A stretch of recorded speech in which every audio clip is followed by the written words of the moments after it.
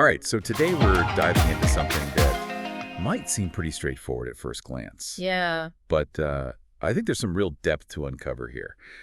We're talking about the principles around not stealing, all based on...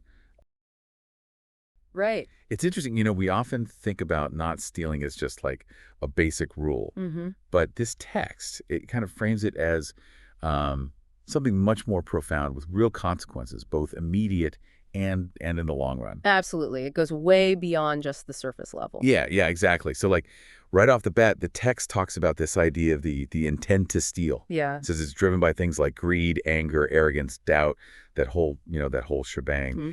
And it uses this really striking metaphor. It compares it to like a virus program. Interesting. Messing with our inner state, like disrupting our well-being. Yeah, I see that. It's like it's an active force, not just a passive thought. Right, exactly. It's not just some abstract idea. It has this real impact. And then it gets into this whole concept of frequencies. Okay. Different frequencies have different effects, it says. And our thoughts, our intentions, they create waves. It's like an energetic ripple effect. Yeah, exactly. It's like what we think and feel, it doesn't just stay inside us, it goes out. Yeah. And then we get to these three core formulas, as the text calls them. Okay. The first one's pretty straightforward. Seed and fruit are identical. Mm-hmm. Basically, what you put in, you get out. Simple cause and effect. Makes sense. The second one is plant one seed, reap abundantly. So this one suggests like a multiplying effect. Even small actions can have big results. Right. It's like the idea of compound interest, but with our actions. Right. A small act of kindness today can lead to a lot of goodwill down the line. Yeah, exactly. And then the third formula is plant now, harvest later. This one points to, delayed gratification.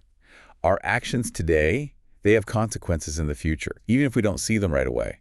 Right, the long game. It's like investing. You might not see the return right away, but it builds over time. Right, exactly. It's like thinking about the kind of future we're creating with our choices today. I like that. So using these principles as a foundation, the text lays out 10 kinds of trustworthy dharmas. Oh, okay. Basically, 10 benefits, 10 positive outcomes of choosing not to steal, of consistently, respecting other people's property. And the first one is pretty direct. It says, by not causing loss to other people's wealth, your own wealth will accumulate and it'll be protected. Interesting. So, like, there's a direct correlation there. Yeah. It's like, what goes around comes around, but in a positive way. Right. Respect for others' property creates a foundation for your own financial stability. Yeah, it's like a kind of reciprocity. Exactly. Then the second benefit is that not stealing makes you trustworthy, leading to love and respect from others. Mm-hmm. Makes sense. Trust is kind of like the bedrock of any relationship, right? Totally. Integrity in this area builds social capital, if you will. Yeah, exactly. The third benefit is that not harming others through stealing means others won't. Mm-hmm. The text uses the word yet you. It means like bully or mistreat. Okay. It suggests, that our actions kind of influence how we're treated. Right. It's like respecting boundaries encourages others to respect yours, too. Yeah, exactly. The fourth benefit is that high moral character, which comes from not stealing, leads to praise from like all directions. It's like your inner ethics shape your outer reputation. Yeah, totally. Like your actions speak louder than words kind of thing. Exactly. Ethical conduct often leads to positive recognition, which then, further reinforces those good actions. That's a positive feedback loop. Right. And the fifth benefit is that by not causing loss or harm to others, you won't worry about loss or harm to yourself. It's like, creating inner security through your actions. Mm-hmm. Less guilt, less fear of repercussions. It makes sense. Right. Living ethically removes those fears. And then the sixth benefit is that not causing loss or harm results in a good reputation spreading. So again, internal integrity reflected externally. It's like your reputation precedes you based on consistent actions. Exactly. Your consistent ethical behavior becomes known and respected. Now, the seventh benefit is kind of interesting. It says, not stealing and having a clear conscience means you'll be fearless in gatherings. Oh, I like that. Like inner peace leading to outer confidence. Yeah. A clear conscience removes that burden of guilt. And the eighth benefit is that respecting others' means of survival brings security and well-being to your own wealth, life, appearance, strength, happiness, and eloquence. That's a lot. Wow, that is a lot. It's like a whole package deal. Right. It's highlighting this interconnectedness, how respecting others contributes to our own, like, holistic well-being and security. Yeah, it's a beautiful concept. Totally. And the ninth benefit is that not stealing and understanding these profound principles leads to a constant intention to give. It's like a shift from taking to giving.